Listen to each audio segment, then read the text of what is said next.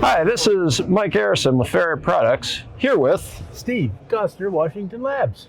And you're watching Soft Magnetics And Hard Topics.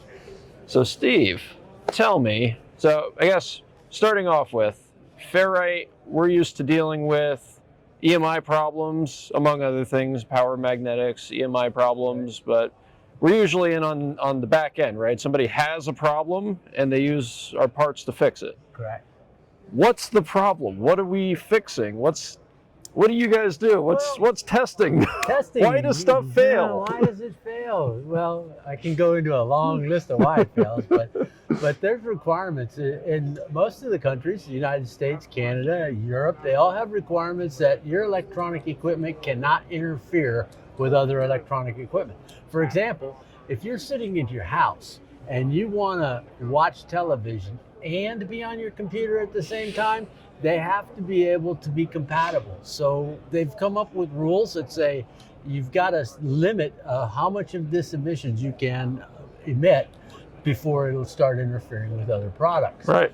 So you would bring that to a test lab because most people don't have the facility to do that. The test lab will search through the spectrum and find areas where it may have exceeded the limit. And then you've got to look for fixes and things like that. So that's radiated emissions and then conducted too. We don't want to be sending a whole bunch of junk back into the power lines. Well, I mean, the grid's working at 60 hertz. Right. It doesn't work so good at megahertz. Well, exactly right. I mean, anytime you plug something in, anything that comes back down that power line affects everything all the way out to the transformer and the road, right? Yeah.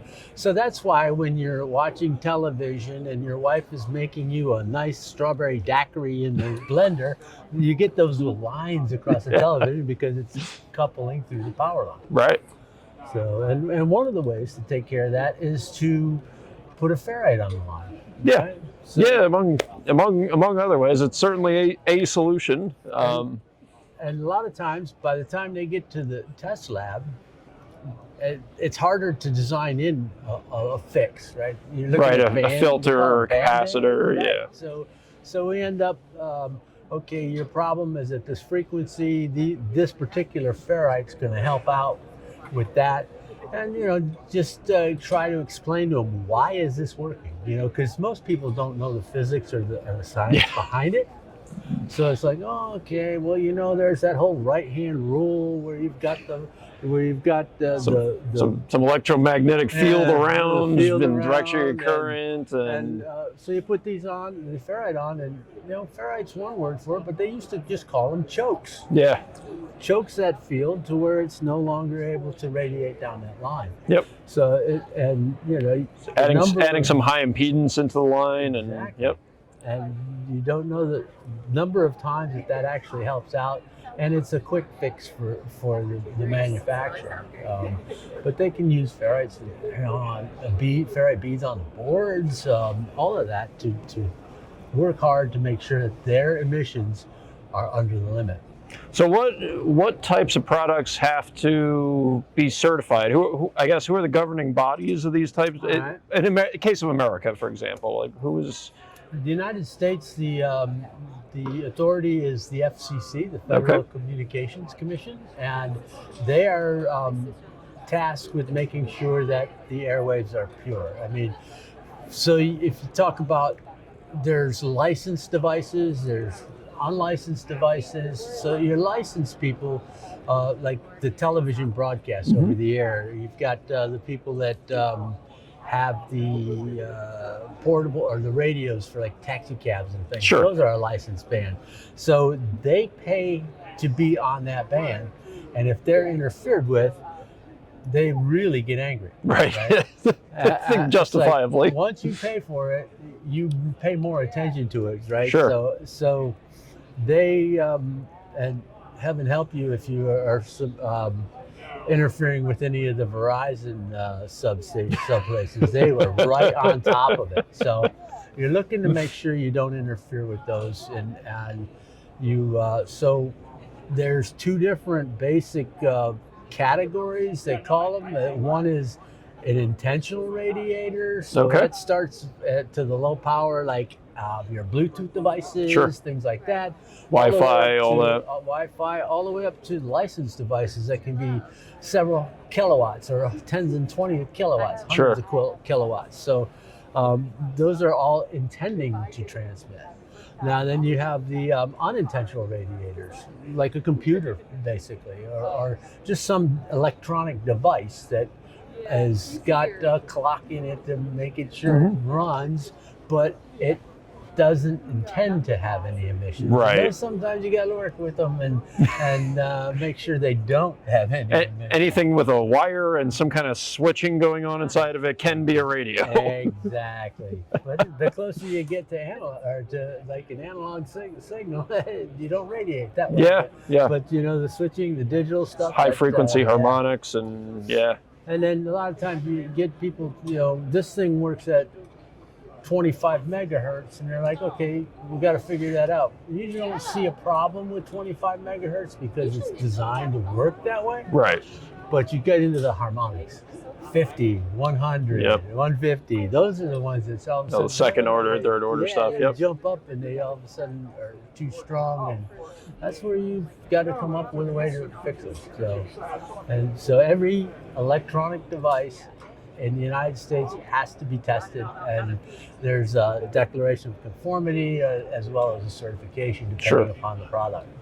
So what else? So I guess that's the EMI portion. What else does Washington Labs do? You do environmental testing and we're hope to be that's the testing you have to do. And what about stuff that? Well, testing you have to do, and then there's some safety testing. You gotta, because I am. Most of my background is in EMC, so when I talk about people about safety, I said, there's some basic things you got to do. You can't electrocute anybody, and you can't burn the place down, right? And then my safety engineer said, oh yeah, and you can't have sharp edges. Yeah. So you can't cut them, you can't burn the place down, and you can't electrocute anybody. That sounds like good rules. It seems fair. It seems fair. So we do some safety testing. We do environmental. A lot of people don't understand the environmental, but even today, when you buy your iPhone, the iPhone I believe is IP67. Well, what does that mean? Dust and water, right? Yeah, ingress protection. IP is ingress protection, and it's the numbers are for liquids or water ingress and for dust ingress. So that's why your iPhone now can drop to 1 meter for 30 minutes and still be okay. Yeah. So we have that. We've got some military tests that we do. We have salt fog. Over temperature kind of stuff too. Over temperature. Which, by the way, changes the EMC profile of things too. So. And we also do vibration. Oh, all right, yeah. Some people want to know how it's going to be while it's transported down the road. Makes sense. Right? You don't want to strap a ferrite cord to the bottom, have it fall out over a speed bump. And then you have different profiles for like helicopters. They shake. Yeah. Right? So you don't want that to be. So the whole big mil spec document that outlines all those tests that you got to do depending on what you're testing, and that's very cool. All that stuff done. We help out, do all of that, everything we can to get our customer ready to go. Because we also work do work in the United States. There's also rules and requirements in Europe that we help people with. We can take and make sure that they've got everything covered to go to Australia even. So that depends on what economy they want to sell their product in. And we look at the product and we say it has to comply with this, and this. We can say, okay, we can help you out with that. We got the ferrites that snap in the other direction for Australia. Yeah, they do. Flip around. Yeah. Well, that's because that lines of flux goes a different way. Yeah. The right-hand roll is the left-hand roll over there. Yeah, I got that. That's awesome. So, anything else we should know, or? We here at the show, at the symposium. Oh yeah, probably good to talk about where we are. So we're at the EMC symposium. It's great to see old friends and meet new ones and work with everybody and have a good time. I mean, there's a lot going on, and it's great to see everybody. Yeah. With that, I guess we'll we'll close it Well, out. thank you. Thank Yeah. you very much. It was So great thanks for talking being to you. on, And if you guys got any questions, let me know. Yeah, we'll have links to Washington Labs in the description, and as always, reach out to us, reach out to them. Any questions? Maybe schedule some testing. Maybe we can help you pass that testing when you fail. But thanks for watching, and see you next time. Thanks for having me. Yeah, absolutely. Good to see you guys.